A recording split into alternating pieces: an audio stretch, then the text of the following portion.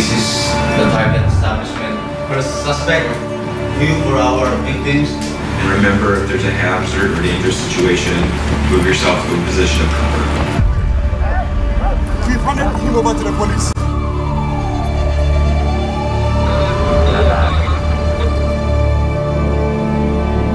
We saw about 1,200 little kids invent out that they were in fact trafficked and they were in fact slaves. These little kids are on this boat. They are not fed. They are abused beyond imagination. We got Joshua.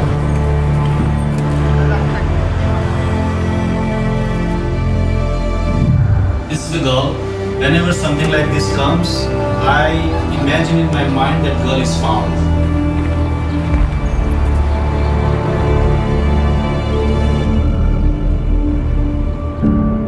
우리는 오늘도 세계 곳곳에서 구출 작전을 벌이고 있습니다. 우리에겐 잊혀진 단어, 노예. 하지만 21세기인 오늘도 노예로 사는 사람들이 있습니다. How old is she? 12. 12? How much? 30? Yeah, I'm afraid. 세상에서 가장 가난한 사람들은 늘 범죄자들의 먹잇감이 됩니다. 그들을 아무도 지켜주지 않는다는 것을 범죄자들도 잘 알고 있기 때문입니다. Pareho po tayong mga tao. Hindi po tayo bagay or hayop na pwedeng gamitin lang sa pansarili.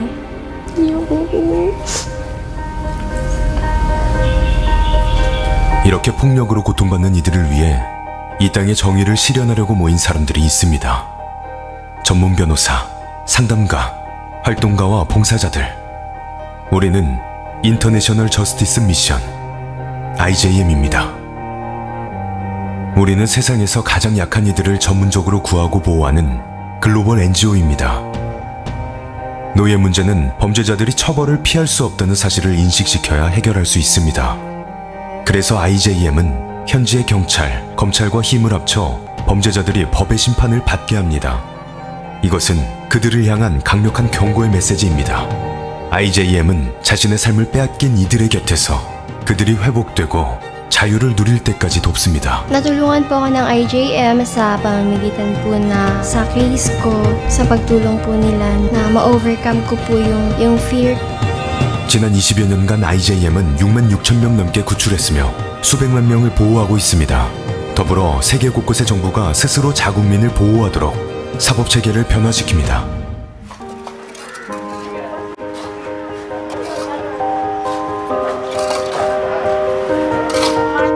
우리는 약속합니다.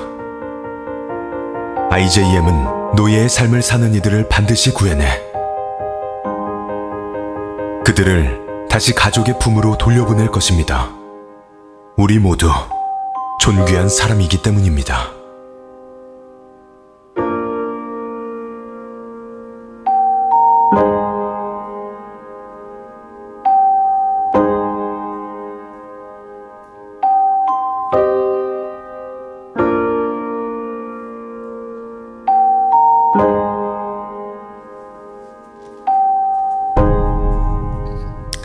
네, 인터내셔널 저스티스 미션이라고 하는 국제 정의 선교회 혹시 여러분 들어보셨습니까? 제가 1999년도에 처음 예수님 믿은 후에 저는 복음을 예수님을 믿고 제가 구원을 받아 하나님의 자녀가 되는 것, 그래서 나도 그것을 그 사실을 알지 못하는 사람들에게 그 사실을 알리는 복음 전도야말로 가장 하나님을 영화롭게 하는 것이라고 믿고 생활하던 중에, 선교단체 생활하던 도중에 한 권의 책을 만나게 되었습니다. 정의를 위한 용기라고 하는 IBP에서 나온 책입니다. 게리 하우젠이라고 하는 한 크리스찬이 저하고 비슷하게 그렇게 복음 전도만이 하나님의 뜻인 줄로 알았는데, 우리가 성경을 말씀을 연구해 보니 성경은 우리에게 복음 전도의 명령만 하고 계신 것이 아니라 또한 한쪽에서는 사회적 책임에 관한 분명한 하나님의 말씀이 있다는 것을 발견하고, 아모스서 우리가 공부했던 아모스서와 미가서 말씀, 여러분 하나님이 우리에게 원하시는 것이 무엇입니까? 우리는 예배를 잘 드리는 거요라고 얘기하잖아요. 근데 예배를 잘 드린다는 게 무슨 뜻입니까? 하나님을 예배한다는 것이 우리가 주일 예배, 수요 예배, 금 예배 꼬박꼬박 잘 지키는 것, 가정에서 가정 예배 드리고 개인 경험을 지키면은 그것이 하나님 기쁘시게 하는 것입니까? 그것은 예배의 것이고, 그 열매는 세 가지죠. 정의를 행하고 인자를 사랑하며 겸손히 하나님과 동행하는 것. 이것이 여호와께서 우리에게 원하시는 것입니다. 이것이 여호와께서 우리에게 원하시는 예배입니다. 첫 번째가 뭐예요? 정의를 행하는 것. 두 번째가 무엇입니까? 자비를 사랑하는 것. 세 번째가 무엇이에요? 하나님과 겸손히 동행하는 것. 이 세 가지가 모든 선지서 율법의 총요약입니다. 아모스 선지자가 얘기하기를 우리가 아무리 하나님 앞에 공중으로 모여서 많이 예배를 드린다 할지라도, 아무리 많은 재물을 가져와서 하나님께 드린다 할지라도, 1년 365일 52주 동안 열심히 절기를 지킨다 하더라도 공의를 강같이, 정의를 하수같이 흘려보내지 않는 우리의 예배는 도리어 위선일 뿐이라고 선지서로서 최초로 이것을 선포했던 것이죠. 곧 우리에게는 복음 전도라고 하는 한 축과 더불어 또 하나의 하나님께서 세우신, 성경이 분명하게 얘기하고 있는 하나님의 뜻이 뭐냐면 사회적 책임을 감당하는 것입니다. 여러분, 개인적 예배와 사회적 책임은 동전의 양면입니다. 동의하십니까? 이게 따스한 교회의 목회 철학이 아니라 이건 성경이 얘기하고 있는, 우리에게 그리스도인들이 가르치고 있는 두 가지예요. 그래서 개인적 예배와 공동체적 삶과 하나 더, 사회적 책임. 이 세 가지는 실상 기독인의 세계관과 영성을 나타내고 있는, 하나님 나라의 풍성함이 어떻게 하나님 나라의 시민된 우리에게, 우리가 시민으로서, 자녀로서, 공동체로서 우리 삶이 얼마나 풍성한지를, 아름다운지를 나타내는 세 가지 표징이라고 볼 수가 있는 것이죠. 이 게리 하우젠이라고 하는 분도 이 영적인 각성이 있었던 것입니다. 예배를 열심히 드리고 전도를 하면 그것이 하나님 기쁘시게 한 건 줄 알았던데, 하나님이 원하신 것은 또 다른 뜻이 있었는데, 그것은 뭐냐면 정의를 행하는 것이었습니다.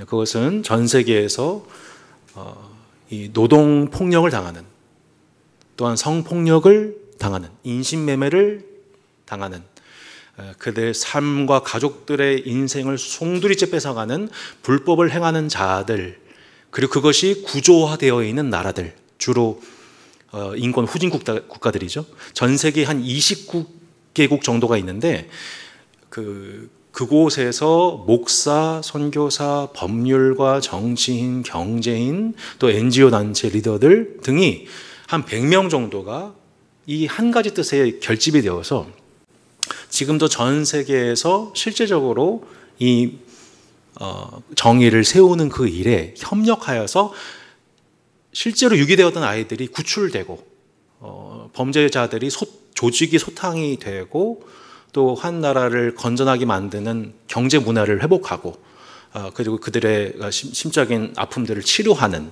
이 총체적인 회복에 기여하는 엄청난 일이 이 방금 말씀드렸던 인터내셔널 저스티스 미션을 통해서 일어나고 있고, 이것이 대한민국에서도 점점 복음 전도 한쪽에 치우쳤던 우리의 영성이 사회적 책임과 이것은 하나님이 우리에게 주신 두 가지 책임이라는 것에 대해서 이 양쪽에 겸비하게 하시는 하나님 나라의 가르침이 우리에게 지금 습득되고 있는 중이 아닌가.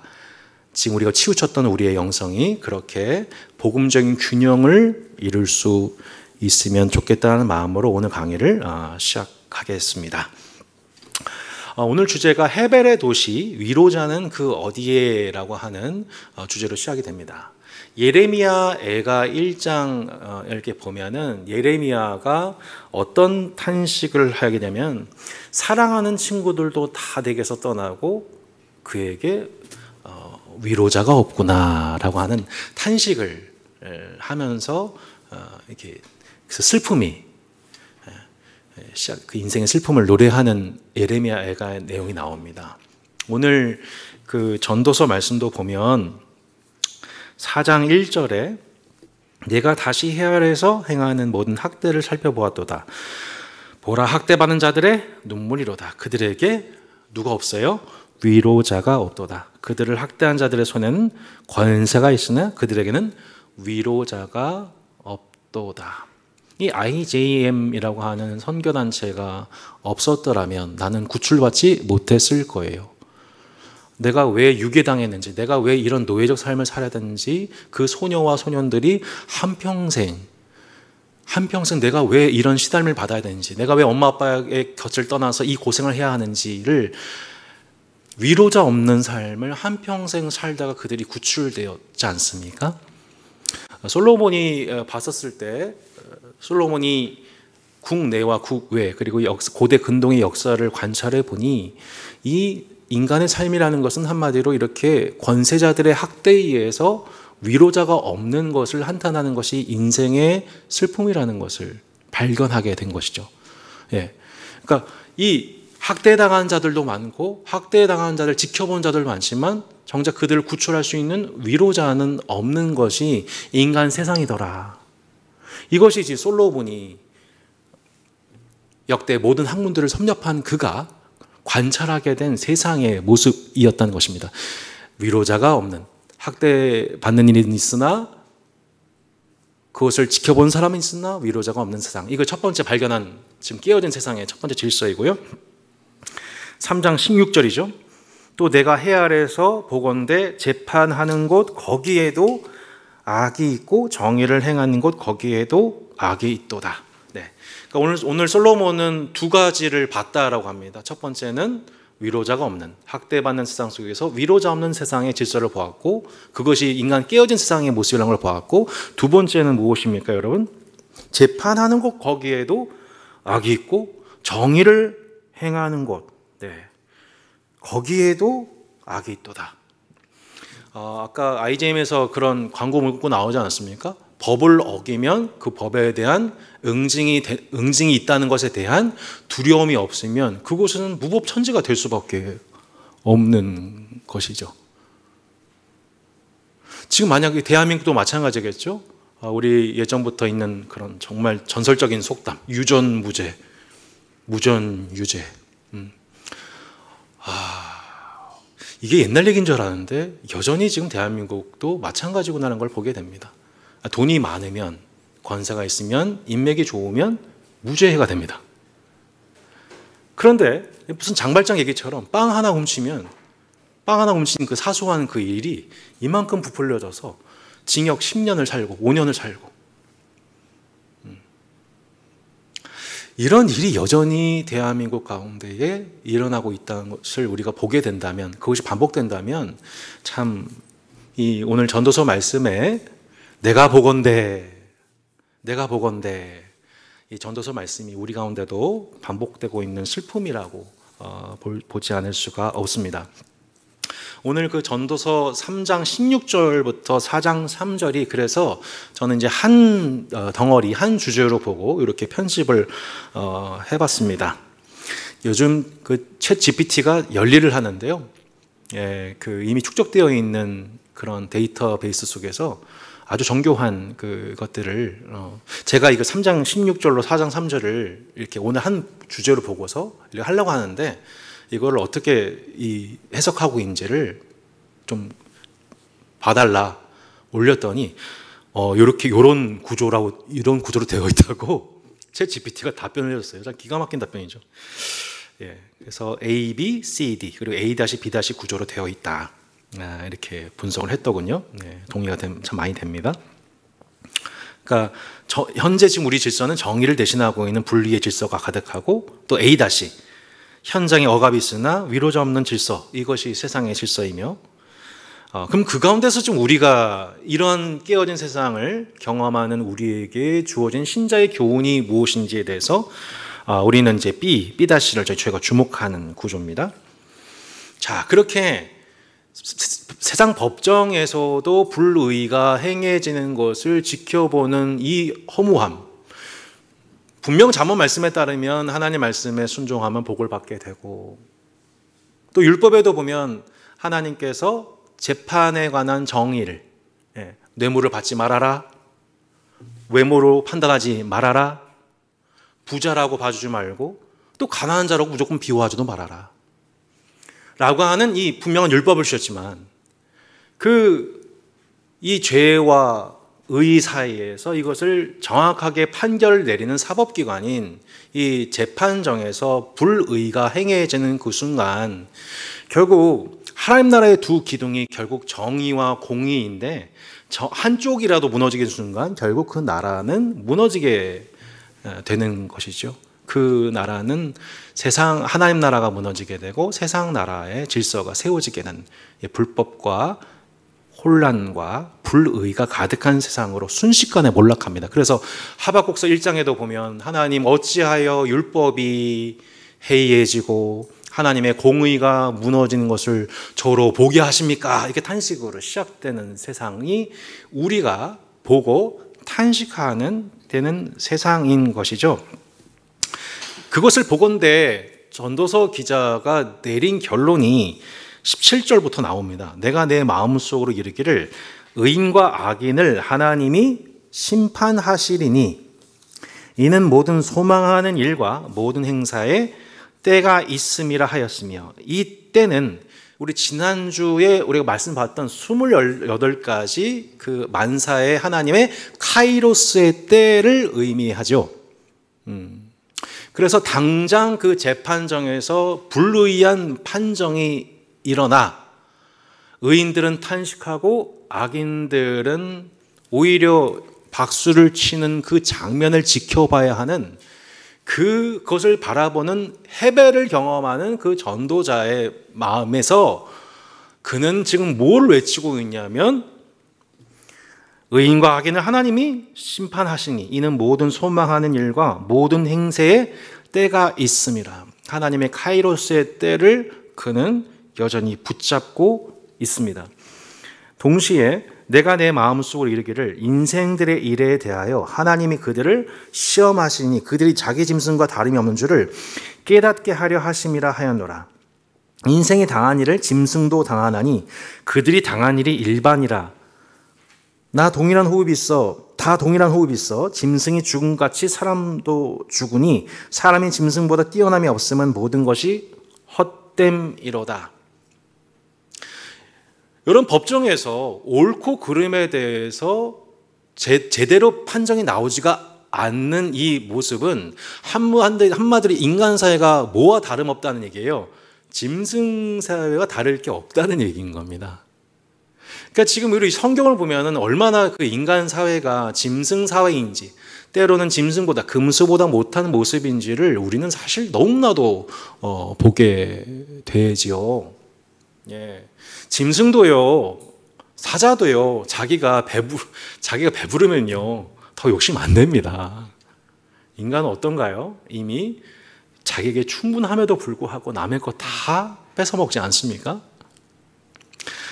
이 짐승과 다를 게 없다, 인간이. 전도자가 보건대 한탄스러운 게 뭐냐면, 야, 이 인간의 모습이 짐승과 다른 게 뭐야? 이런 한탄이 나오게 되면서 인간이 첫 번째 뭐래요? 짐승과 다름이 없다. 짐승과 인간이 모두 똑같이 당한다. 약한 자는 약한 죄로 그냥 당하고 살고, 강한 자는 군림하고 살고, 짐승 세계와 다를 게 없다.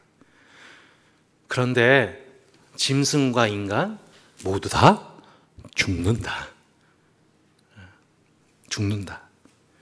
그리고 인간이 짐승보다 뛰어난 게 하나도 없다. 우리는 지금 우리 이 세상을 당연히 인간 중심으로, 우리가 인간 중심으로 바라보며 살아가고 있지만 사실 하나님 보시기에 어쩌면 피조세계가 하나님의 아들의 출현을 기다리고 있다고 하지 않습니까?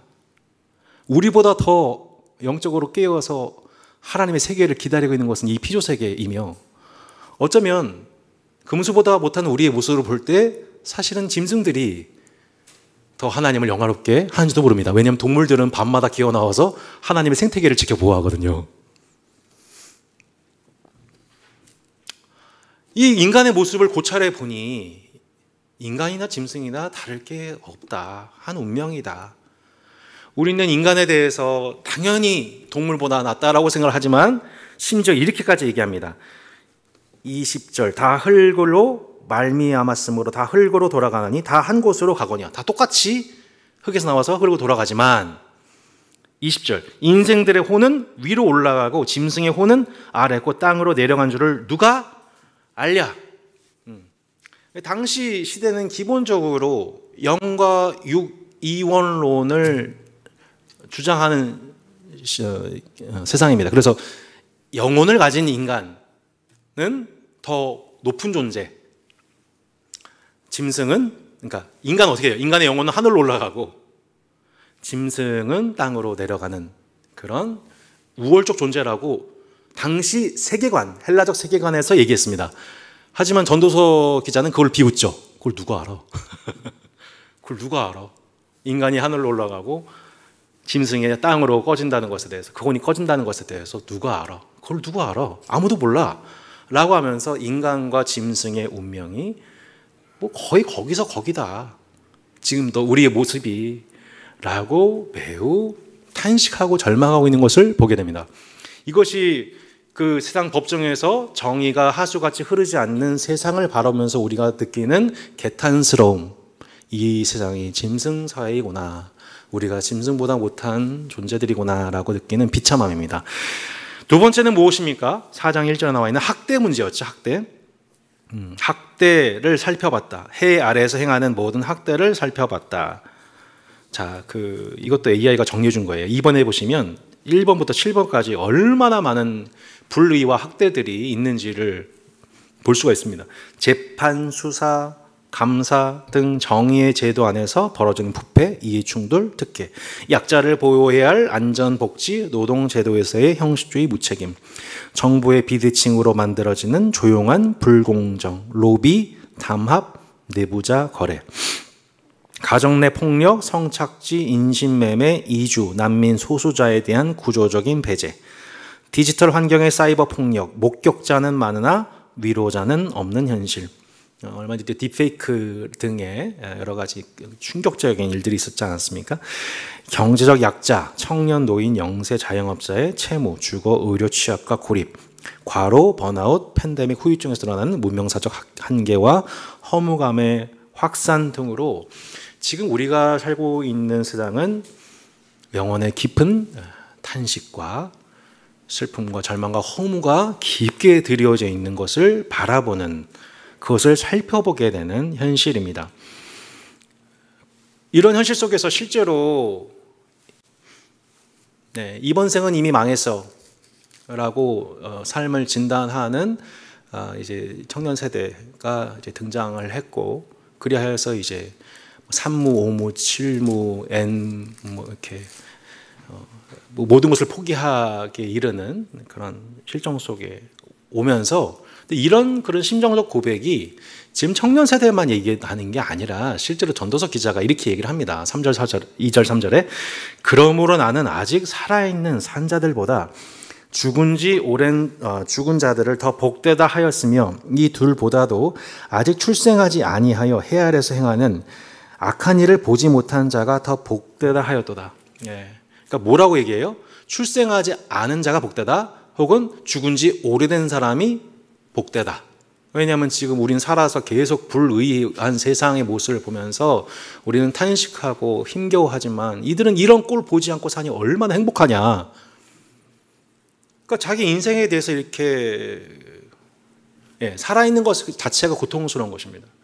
여러분, 인생이 살아있음이 고통스럽게 느껴지시나요? 네. 인생이 고통이라는 것을 여러분 동감을 하십니까?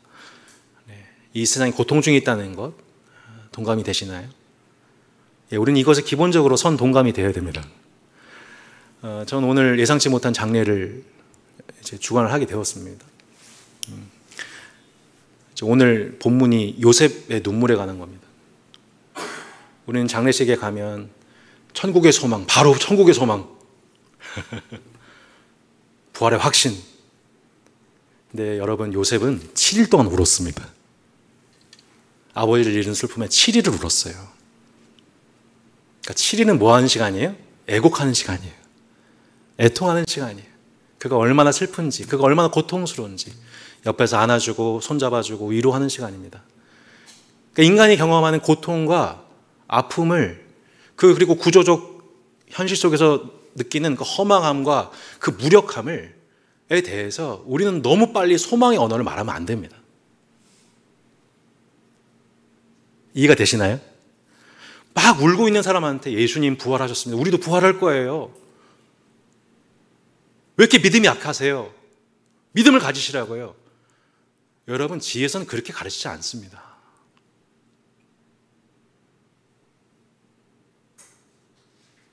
우리는 다 그렇게 연약한 존재들입니다. 요셉도 7일을 울었다니까요.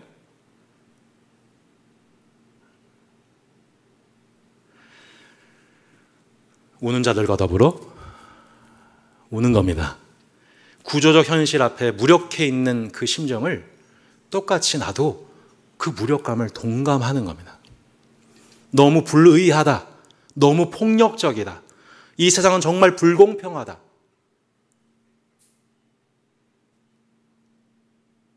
정말 죽은 자가 산 자보다 나은 세상이다. 출생하지 않은 자가 정말 복된 것처럼 느껴지는 세상이 맞다. 지금 전도서가 얘기하는 거잖아요. 이거를 우리는 충분히 공감하고 이해해야만 합니다. 예. 인간 세상이 정말 짐승사회 같다는 것을 이해하는 것이죠. 예. 그러니까 우리가 전도서 반성적 지혜를 얻는다고 하는 것이 바로 이런 것입니다. 우리가 세상과 인생의 허무와 슬픔을 우리가 충분히 이것을 우리가 경험하고 이해한 자로서 그들이 겪고 있는 슬픔과 허무와 절망을 우리가 그것을 공감하고 이해하지 못한다면 우리는 앞으로도 한국교회는 계속 청년 세대를 잃어버리게 될 것입니다.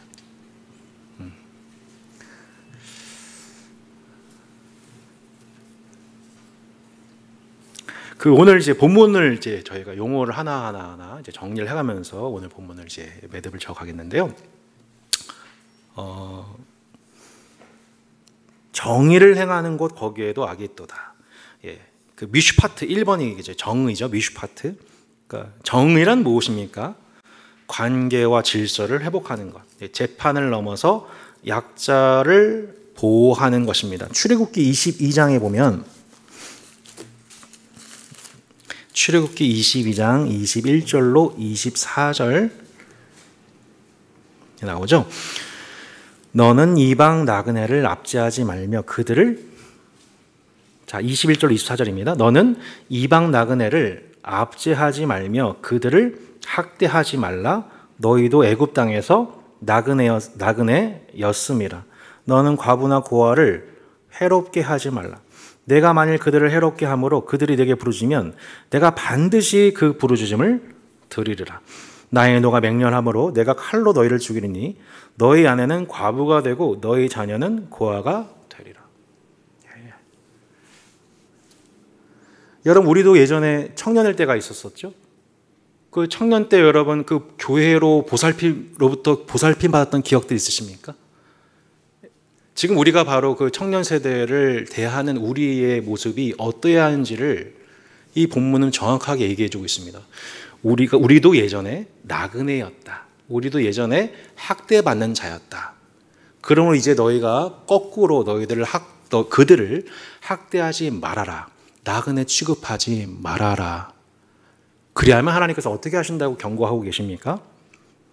내가 칼로 너희를 죽이니 너희 아내가 과부가 될 거고 너희 자녀가 고아가 될 거다. 정말 무서운 말씀이죠. 내가 고아의 입장을, 내가 과부의 입장을, 저희가 이제 비장애인이지 않습니까? 장애인의 입장을, 또 장애인 둔 부모님의 입장을, 또 고용된 일꾼의 입장을, 성도의 입장을, 가난한 성도의 입장에서 교회에 찾아온 그 성도의 입장을, 이거를 우리가 공감하는 능력이 없는 것은 때로 하나님이 그 공감 능력을 회복시키기 위하여 고난을 허락할 수 있는 일이 될 수 있습니다.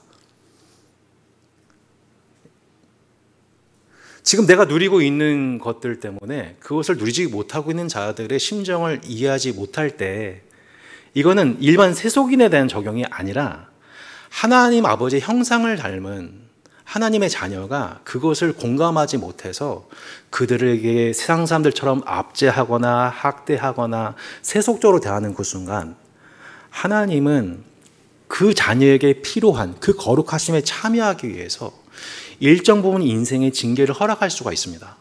그건 사랑입니다. 왜냐하면 내가 그것을 경험하지 못함으로 말미암아 그것을 이해하지 못한 결과로 나타날 수 있다는 것을 오늘 본문을 통해서 조심스럽게 해석해 볼 수가 있게 되는 것이죠.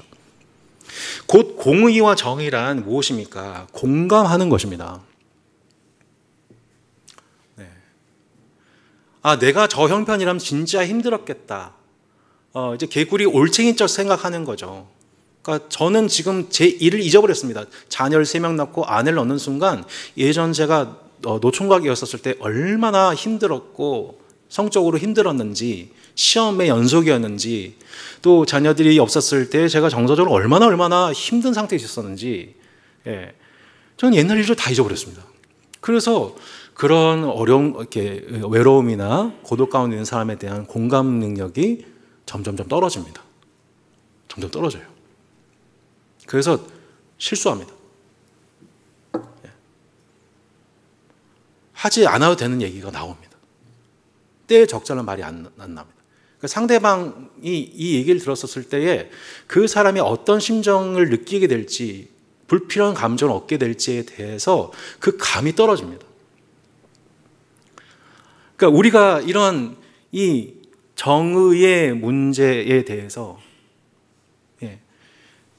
지금 내 자녀가 만약 유괴를 당했다면 내 자녀가 신천지에 빠졌다면 여러분 우리의 삶이 어떻게 되었을까요? 를 공감하는 능력입니다. 우리가 교회에 와서 우리가 뭐가 개발되어야 되냐면 이 공감 능력이 개발되어야 됩니다. 근데 교회는 때로 이 공감 능력이 개발되는 방향이 아니라 오히려 저해가 됩니다. 왜냐하면 있다 보면 비슷한 사람들끼리 모여요.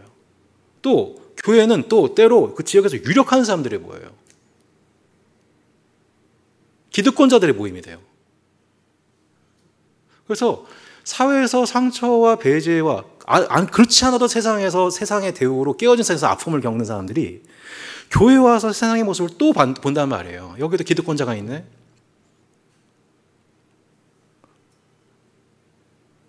이제 그럴 순간 교회는 안타깝게도 오늘 결론적인 얘기지만 헤벨의 도시 그 세속을 닮아 있는 모습을 똑같이 교회에서 발견하게 되면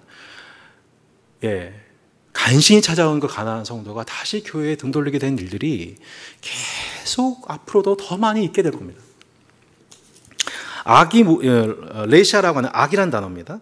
개인의 도덕적 타락을 넘어서 관계와 공동체 질서를 어지럽히는 왜곡이 그 악한 형태, 그러한 정의가 강같이 흐르지 않는데 우리가 평안하다, 우리 교회 좋은 교회다라고 서로를 위로하고 내세운다면 그걸 뭐라고 해요?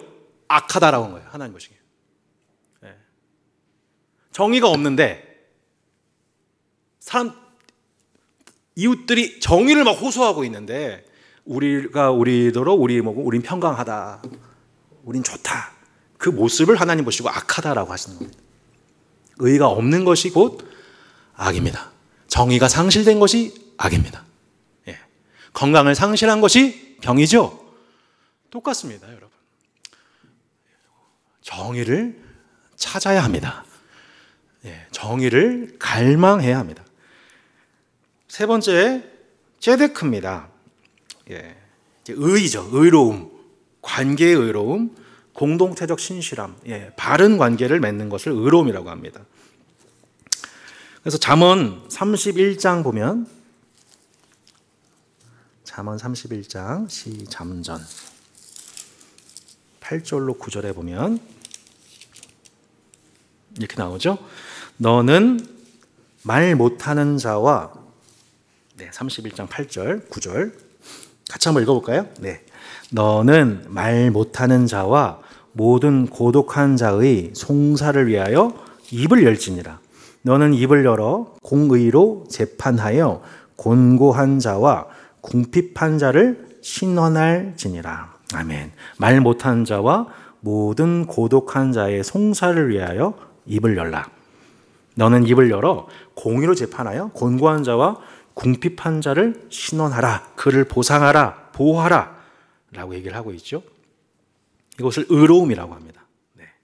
내가 어떤 사적인 이득이 없을지라도 공동체적인 화평을 위해서 선뜻 헌신하는 것, 정의를 행사하는 것, 정의를 회복하는 것, 이것을 사람 의롭다라고 합니다. 그러니까 아무리 의로운 행위를 해도 그것이 사사로우면 그것을 하나님 보시고 의롭다고 하지는 않습니다. 공동체적 유익을 위해서 자신의 사사로움을 숨기고 자신의 이름을 숨기고 공동체를 돕는 것을 보시고 하나님이 너는 의롭다라고 얘기하시죠. 네 번째 단어가 학대라는 단어입니다. 오셰크, 권력, 자원, 불균형에서 나오는 체계적 착취입니다. 권력, 자원, 불균형에서 나오는 체계적 착취입니다. 그러니까 매우 은밀한 형태로 이것이 나타날 수 있는 것입니다. 권력이, 힘이, 돈이 이미 구조적으로 불의가 발생되어 있는 가운데에서 체계적인 착취가 일어날 수 있다. 이 현상이 온 세계에 가득했다는 것을 보게 된 거죠. 마지막으로 이제 위로자란 단어입니다. 위로자, 공동체 안의 동행자, 변호자, 부재의 비극. 위로자가 없다. 이 위로자 없는 게 이 세상이구나. 모든 곳에 학대가 있고 심지어 옳고 그름에 대한 최종적 판결을 내는 곳인 재판정까지 불의가 가득한 이 세상인 정말 위로자가 없구나. 이것이 전도자가 느끼는, 한국 사회에 대해서 느끼는 많은 이들의 아픔이며 눈물인 것입니다. 자, 이러한 이 절망스러움 속에서 이 헤벨, 이게 헛되고 헛된 거죠. 못하러 의롭게 살아, 잠언 말씀 따라 살아라고 하는 헤벨의 유혹이, 허무함이 밀려오는 우리에게 오늘 말씀이 우리에게 어떻게 이 땅을 살아야 되는지에 대한 처방전을 말씀하고 있습니다. 그것은 하나님의 심판과 때를 신뢰하는 믿음인 것입니다. 하나님의 때를 기다린다고 하는 것은 눈앞에 보여 있는 불의한 현실에 대해서 그것을 두둔하고 타협하고 외면한다는 뜻이 절대로 아닙니다. 하나님의 가장 정확한 카이로스 때가 있다는 것을 믿고 우리에게 주어져 있는 크로노스의 시간 속에서 우리에게 주어져 있는 일들을 최선을 다해서 감당하는 것을 시종일관 전도서는 우리에게 또 강조하고 있다고 볼 수가 있습니다. 네. 상장 17절 다시 볼까요? 내가 내 마음속에 이르기를 악인과 의인을 하나님이 심판하시니 이는 모든 소망한 일과 모든 행사에 때가 있음이라 하였으며 22절 그러므로 나는 사람이 자기 일에 즐거워하는 것보다 더 나은 것이 없음을 보아나니 이는 그것이 그의 몫이기 때문이라 라고 말씀하고 있죠. 그러니까 저희는 그 하나님의 때에 대한 분명한 신뢰 속에 지금 우리에게 주어져 있는 그 불리한 판결과 굽어져 있는 그런 판결로 인한 의인의 탄식 속에서 그 자리에서 이제 체념하고 무너져 내버리는 것이 아니라 하나님의 때를 여전히 붙잡는 것. 아니야, 더 좋은 심판의 때가 있어. 이건 끝이 아니야 라고 붙잡는 겁니다. 하나님이 카이로스를 기대하는 겁니다. 그러니까 그것을 보여주는 누가복음의 한 장면이 있습니다. 우리가 이 불의한 현실을 맞닥뜨리고 절망스럽잖아요. 이게 낙심된단 말이에요. 근데 그때 우리가 낙심하지 말라고 주님이 가르쳐 주신 비유가 있어요. 그게 뭘까요? 불의한 재판장의 비유예요. 불리한 재판장의 비유를 들으라. 항상 기도하고 낙심하지 않기 위하여 내가 비유를 들어 얘기하는데 이 여인이, 한 맺힌 여인이 자신의 그 한을 좀 풀어달라고 불의한 재판장한테 가가지고 계속 번거롭게 하니까 그 불의한 재판관, 불의한데도 불구하고 그 재판관이 아우 귀찮아하면서 그 여인의 간청을 들어주지 않겠냐.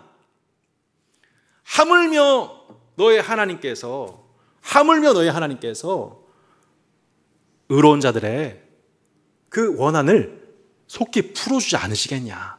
그러나 인자가 올 때에 그런 사람 내가 몇이나 보겠냐 라면서 항상 기도하고 낭망하지 말아라. 이게 이 맥락입니다.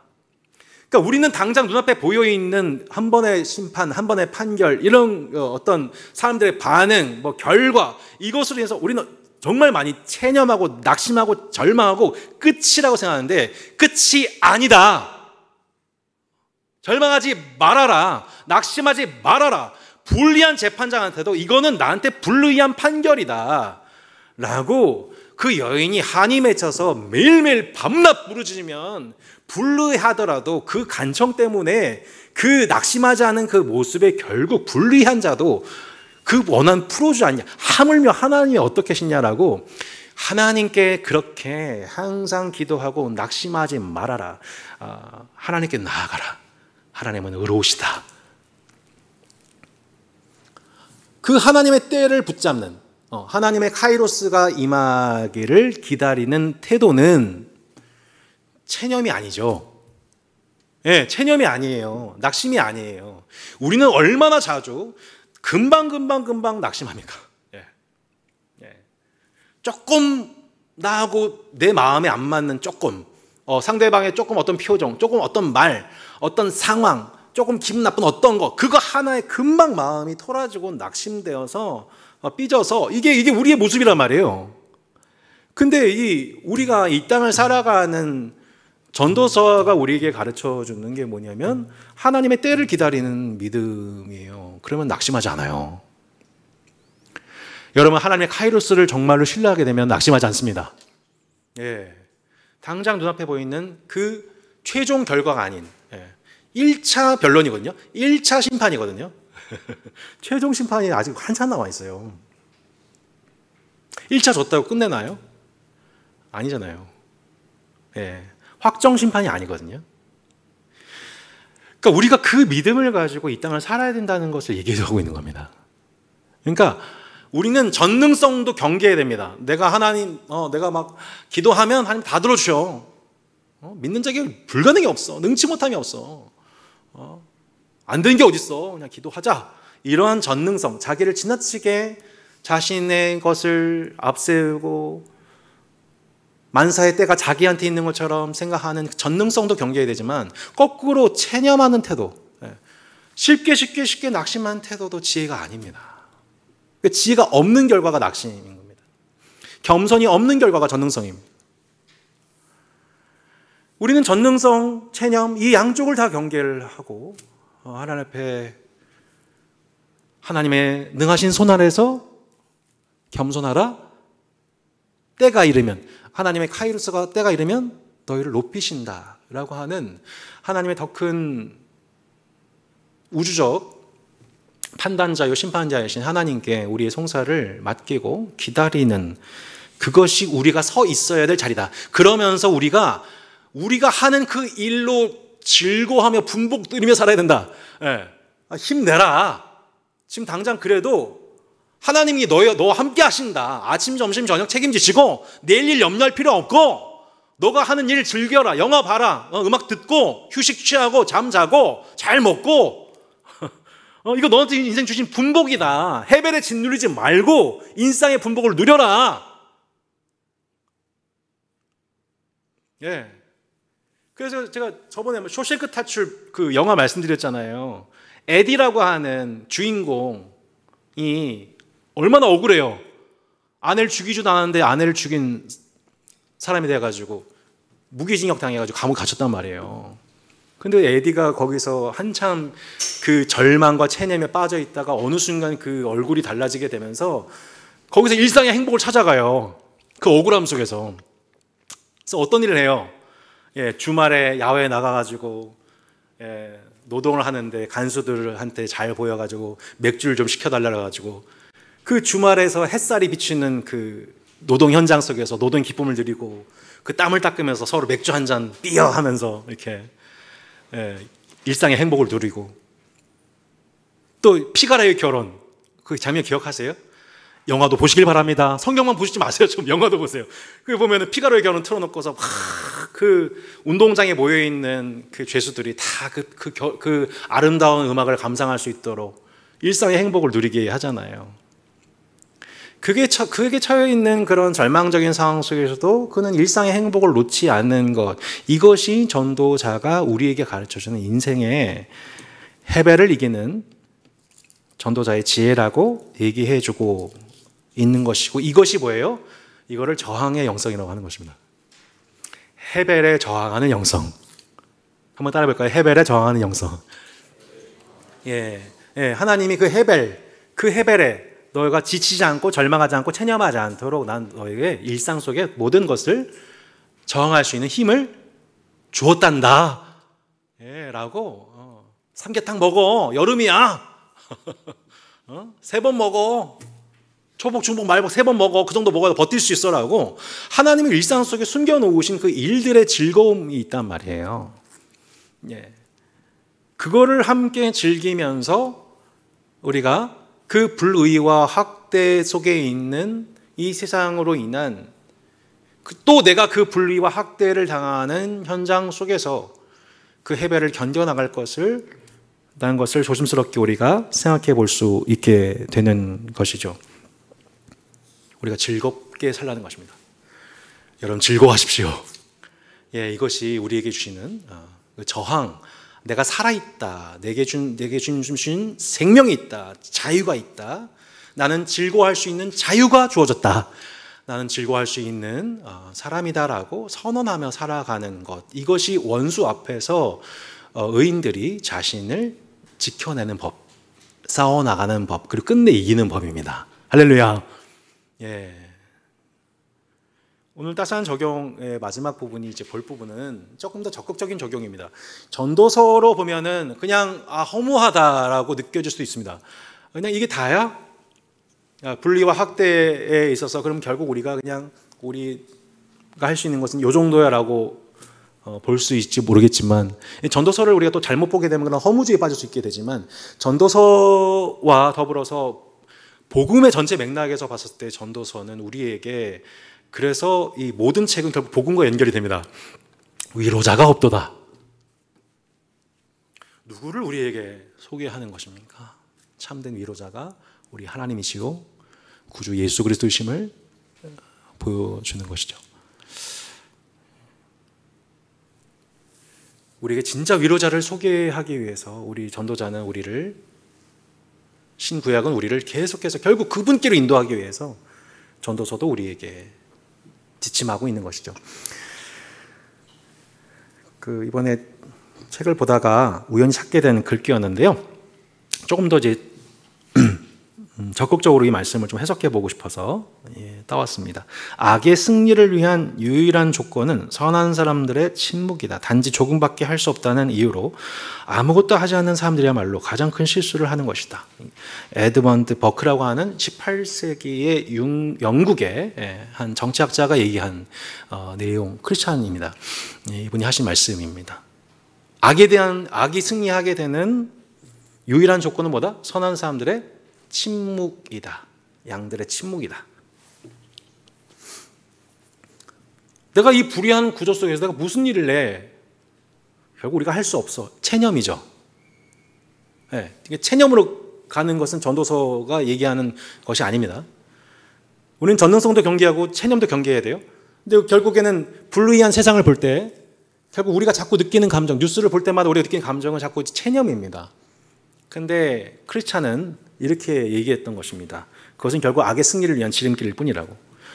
내가 이것을 위해서 내가 할 수 없어라고 하는 생각 속에 아무것도 하지 않는 그 게으름이야말로 가장 큰 실수라는 것입니다. 여러분 지금 대한민국 다시 유괴 문제 터졌다고 하죠? 가만두시겠습니까? 내 자녀만 아니면 되라고 생각하시겠습니까? 내가 할 수 있는 것은 없다라고 생각하시겠습니까? 아마 그러지 않으실 겁니다. 그렇게 사사롭게 내 일이 아니라고 생각하는 그 생각에서 벗어나 우리가 보다 공적인 그리스도인으로서 공공적인 그리스도인, 여러분 그리스도인은요 공인이에요. 하나님 나라의 시민입니다. 하나님 나라의 대사들이에요. 하나님 나라에서 여러분 파송했다고요. 대사로 하나님 나라가 뭔지를 보여주라고 세상에 파송한 존재들이에요. 우리는 그렇게 사서롭게 우리 한평생 내 인생을 즐기고 유람선 타다가 이렇게 안전하게 그곳까지 천국 가는 게 아니라 여기서 대사로서 하나님 나라가 뭔지를 드러내는 공적인 신분을 가진 사람들입니다. 예.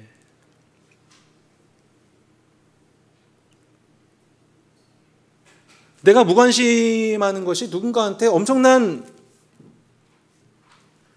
학대와 불의의 방치로 연결될 수 있다는 것을 여러분 우리는 각성해야 하는 것입니다. 내 무관심이 아무런 나는 뭐 이거 관여도 안 했어요. 네. 아니 저기 보니까 사마리아인이 강도를 맞아 죽어가고 피를 흘리고 있는데 어우 무서워. 아, 내 일 아니야, 내 딸 아니야, 내 가족들 아니 그냥 가 바빠. 주일 예배 드려야 돼. 그렇게 제사장이 외면하고 레위인이 외면하고 선한 사마리아인이 죄송합니다. 어떤 강도한 사람이 있을 때 선한 사마리아인이 가서 그를 보살펴주고 나하고 상관없는 사람이잖아요. 아마 유대인이었을 것 같아요. 사마리아와 상종하지 않은 사람이잖아요. 내 관심 밖의 사람이잖아요. 근데 사마리아인이 유대인을 커버를 한단 말이죠. 여관에 가서 그를 재워주고 상처를 꿰매주고 여관비를 완납해주고 이걸 하나님 나라 공인이라고 하는 거죠. 내 일이 아닌 게 아니라 이게 하나님이 내게 주신 일, 하나님 나라 시민으로서 마땅히 해야 할 일. 우리가 이 공인으로서의 책임 그리고 그 내 안에 있는 무관심을 일깨우는 이 크리스찬들의 말씀들을 좀 기억해 볼 필요가 있다는 것입니다. 혹시 여러분 영화 도가니 보셨습니까? 한번 손 한번 좀 안 보셨? 같이 한번 또 봐야겠습니다. 그 영화 도가니가 결국에는 광주에서 있던 실화라고 하죠. 청각장애인 학교에서 이 아이들을 대상으로 한 엄청난 심지어 고문, 폭력, 심지어 성폭력.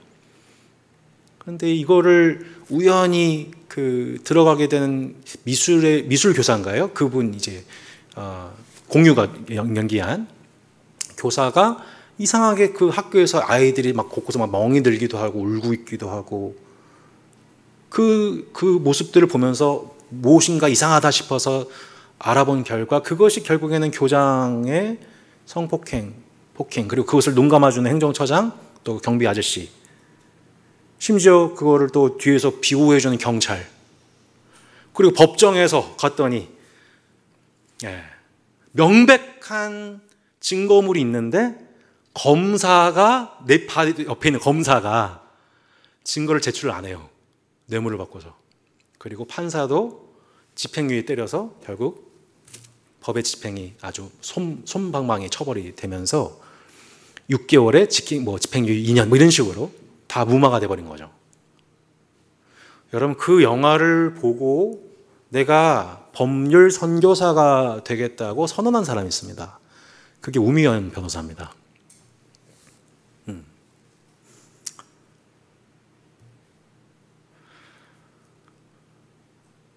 그러니까 누군가는 그 장면만 보고 있는데 거기서 위로자가 없다. 이 땅에 위로자가 없어라고 하시는 하나님의 음성을 듣습니다. 저는 한국교회가 하나님 앞에 지금 어떤 영성적 전환이 필요하다고 느껴지냐면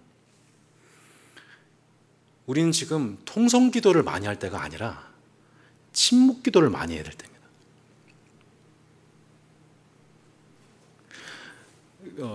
무슨 뜻이냐면 예전엔 내가 너무 고통스럽기 때문에 많이 부르짖었잖아요.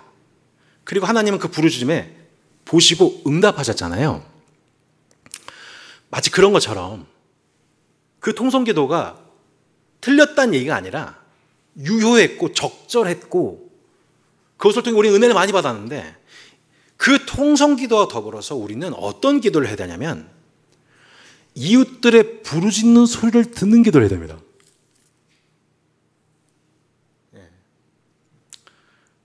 저는 어떻게 보면 성경에서 더 많은 경우 내 부르짖는 기도와 더불어서 그만큼 이웃들의 부르짖음에 대해서 응답하시는 하나님의 음성을 듣는 그 기도,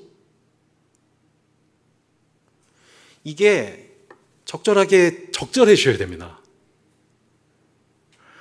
그러니까 1시간 기도했으면 1시간 동안 내에 있는 속에 있는 거 다 토하고 그냥 내가 하고 싶은 얘기 다 하고 끝나는 기도가 아니라 그거 반이고 반분은 무슨 기도해야 되냐면 여러분이 그 기도하시면서 내가 뉴스를 보면서 혹은 내 동역자의 얼굴을 보면서 어떤 시대적인 어떤 뉴스를 보면서 혹은 뭐 영화를 보면서 뭐를 들어야 되냐면 이웃들의 부르짖음을 들어야 됩니다. 저는 그게 기도 시간인 것 같아요. 네. 그 기도를 개발하셔야 돼요. 여러분 기도 중에 그런 경험 있으세요?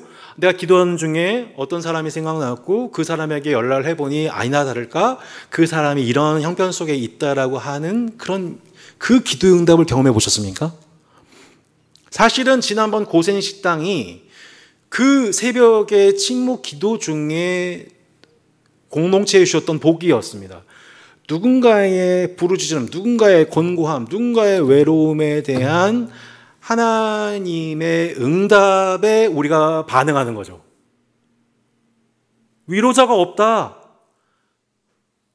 헤벨의 시대 속에서 위로자가 없구나 라고 하는 하나님의 응답, 하나님의 콜링에 대해서 주님 내가 여기 있습니다 라고 이사야가 반응하듯이 우미연 변호사가 영화 도가니를 보고서 주님 제가 여기 있어요, 저 법률 선교사 될게요 라고 그 불의가 행해지는 곳에 사법적 판단이 정의롭게 행해질 곳에 악이 일어나는 그 장면을 보고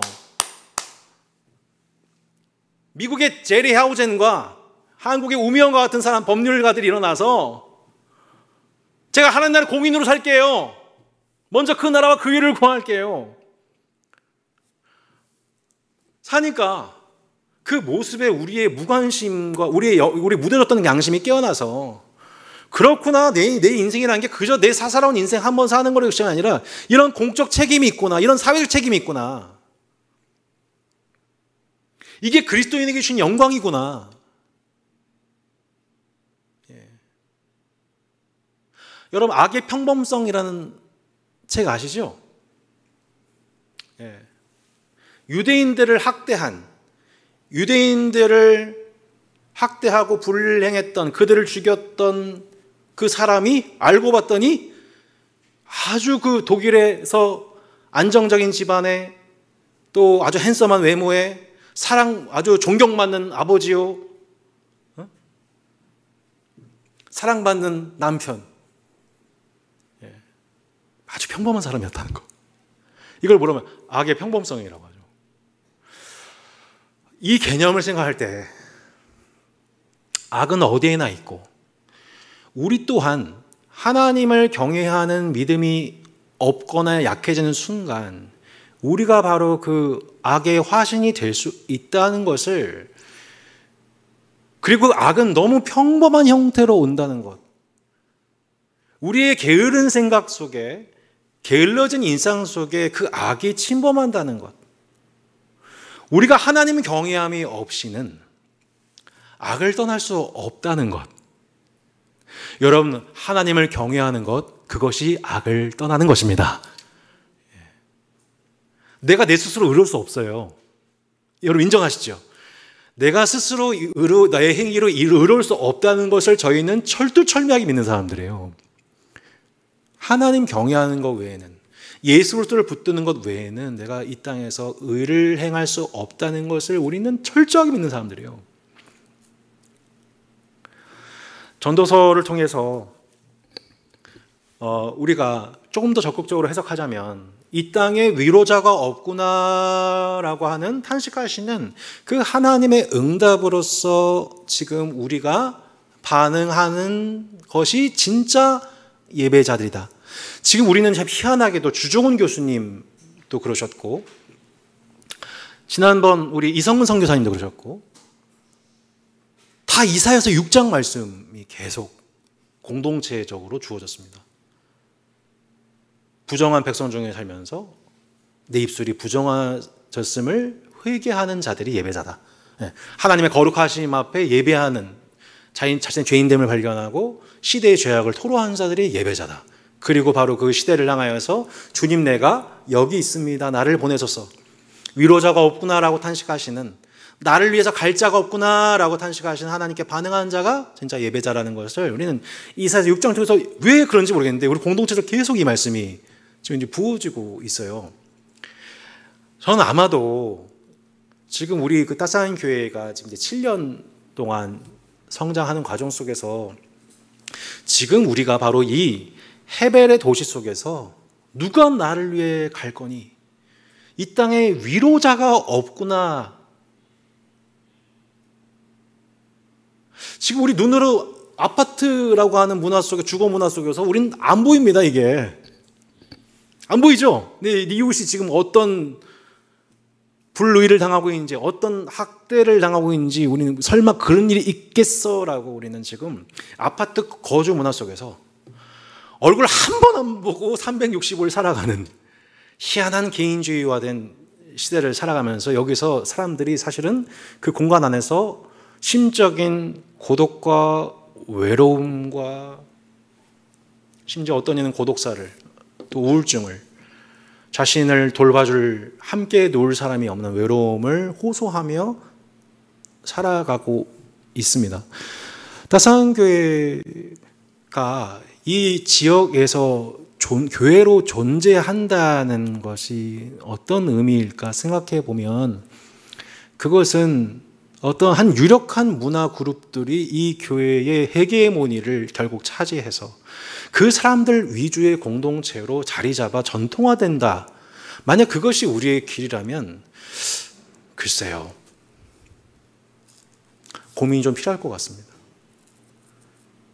다산 신도시라고 하는 이 도시를 우리가 보건대 이 도시에 들어와 있는 정말 다양한 형태의 사람들이 누구나 주 예수 그리스도 이름을 부를 수 있는 교회,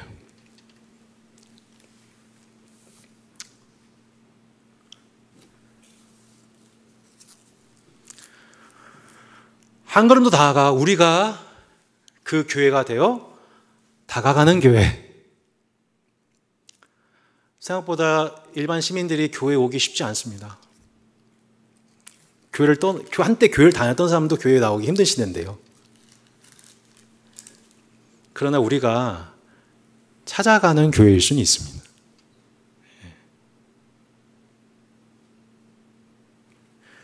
우리가 이 시민사회 속에서 하나님 나라 시민으로서 하나님의 공의와 정의를 얼마든지 흘려 보낼 수 있습니다.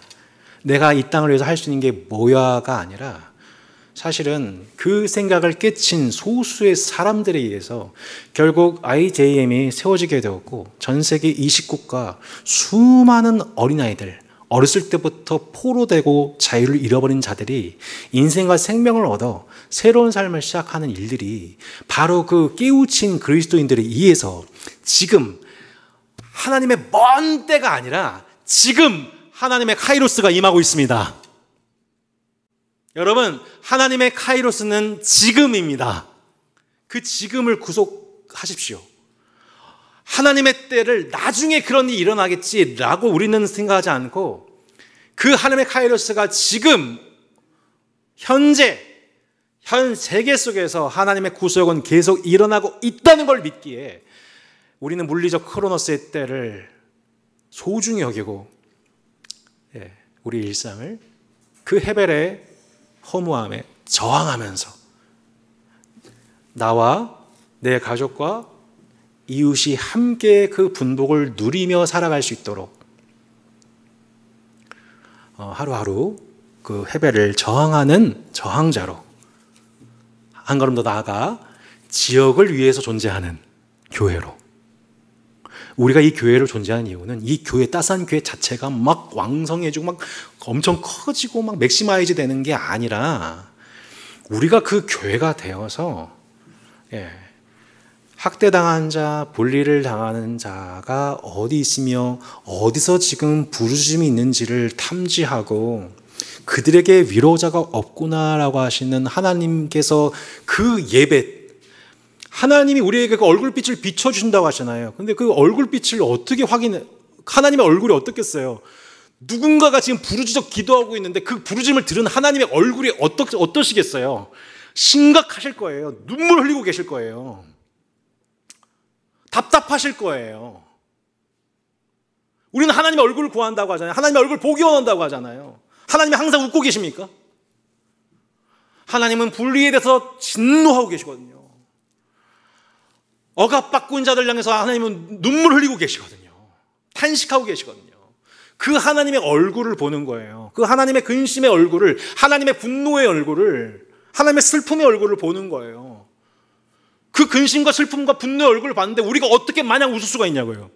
어떤 날은 그렇게 하나님의 근심 때문에 자녀로서 우리도 근심하는 거고, 하나님이 분노하신 것을 우리도 분노하는 거고, 때로는 하나님께서 그 하나님의 일이 해결되었을 때 기뻐하시는 한 영혼이 그 원통함이 풀렸을 때, 분리가 해소되었을 때, 학대가 중단되었을 때 느끼는 그 하나님께서 느끼시는 택한 자들의 원한을 풀어주시는 하나님께서, 의로운 재판장께서 마침내 그 재판을 완성하셨을 때 그 기쁨에 기뻐하시는 얼굴을 보면 우리도 기뻐서 함께 춤추게 되는 거죠. 여러분, 우리 하나님은 인격적인 하나님이십니다. 우리도 하나님을 인격적으로 예배하시기를 바랍니다.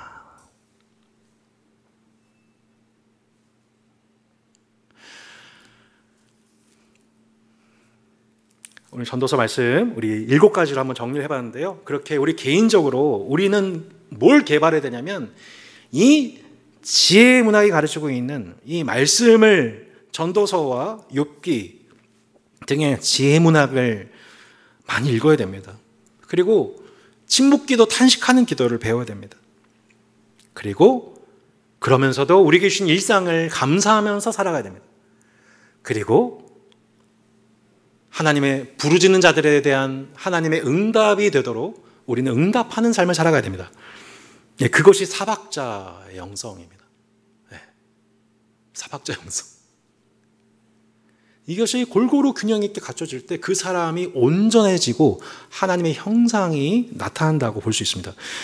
두 번째는 우리는 고센식당과도 같이 헤베르 도시에서 안식과 식탁교제, 노동의 기쁨을 함께 누리도록, 이웃이 분복과 기쁨을 누릴 수 있도록 우리는 이런 자리를 계속 초대해야 됩니다. 이번 야유회가 그런 시간이 되면 좋겠습니다.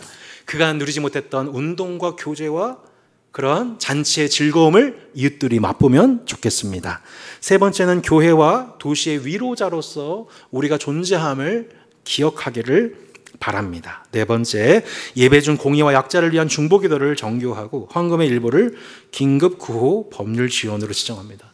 이미 이성우 집사님이 지난주 노동자를 위해서 기도하신 내용 들으셨나요? 너무 중요한 기도였습니다. 이웃사랑 헌금을 여러분 기억하고 계십니까? 네. 그러니까 이웃사랑 헌금이 그런 방식으로 지금 드려집니다. 사용됩니다. 얼마나 적실하게 그때그때마다 채워지고 필요가 채워지는지. 심지어 외부의 후원자께서는, 어떤 무명의 후원자께서는 계속 어떤 특정 계층을 위해서 계속 기도해 봤는데 이 계층, 이런 분에게 흘러가면 좋겠습니다. 이게 몇 년째 계속되고 있거든요. 근데 딱 그분이에요. 그러니까 그런 이제 필요가 있을 때 그런 응답을 허락하시는 것이죠. 여섯 번째, 사회기여할 수 있습니다. 투명성, 공정성을 높이는 문화를 개선하는 일에 공공도 참여할 수 있고, 마지막으로 각자의 자리에서 정직, 투명, 인권보호를 조직의 규범으로 만드는 것. 이것이 하나님의 청지기로 부름받은 우리가 풍삼기에서 배웠듯이 하나님의 다스림을 드러내는 복음 전도자요, 세상 경영자. 복음 전도만 하는 것이 아니라 세상을 경영하는 자로서의 부르심, 정의와 공의를 이 땅에 실현하는 자로서의 부르심이 바로 저와 여러분에게 주신 부르심이라는 것을 우리가 기억하는 시간이 되면 좋겠습니다. 오늘 함께 강의를 마무리하면서 우리 잠깐 우리 묵상 기도하는 시간 가지면 좋겠습니다.